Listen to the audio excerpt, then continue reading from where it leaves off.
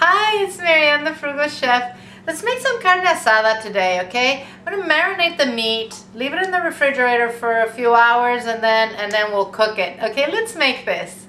Okay, so let's get our marinade ready. We're gonna use flank steak for our carne asada, okay? And you know, you want to have them, the butcher, just cut them into thin pieces like this. I went to a Hispanic market and they sell it ready like this, okay? So if you can't find that, make sure that you ask them to cut them thin like this, okay? I have about a pound and a quarter of meat here, about 6 or 7 pieces of meat. That's enough because I'm gonna make some burritos for dinner. And then I'm also gonna make some soft tacos, okay?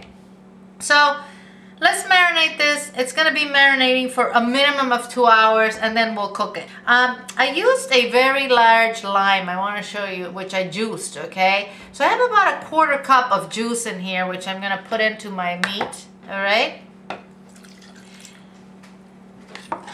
And a quarter cup of olive oil. I'm going to put, this is 1 jalapeno which I seeded, and you know, I took the membrane off and I minced it. Okay, now I have about a quarter bunch of cilantro in here. I'm using the stems and the leaves. I want you to use the whole thing because the stems have a lot of flavor in them, so that's great for marinade.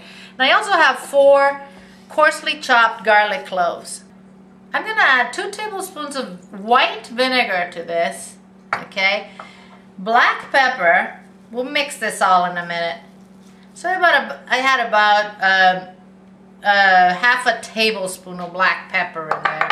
And I have about half a tablespoon of coarse salt, but I don't know if I'm gonna use the whole thing. Remember coarse salt? Yeah, I am, okay.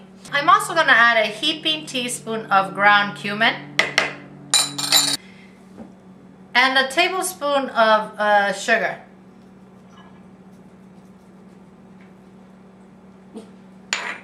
Okay, now I'm just gonna mix this really well. And I'm gonna cover this container and I'm gonna put it in the refrigerator and let this marinate for at least 2 hours, okay? Preferably 4, I don't know what time I'm gonna be cooking dinner, but go ahead and leave it at least 2 hours. Now, if you want to leave this overnight, that's fine too, okay? So, good mix. And there you go. That's our marinade for our carnitas. All right, our meat has been marinating for 4 hours, okay?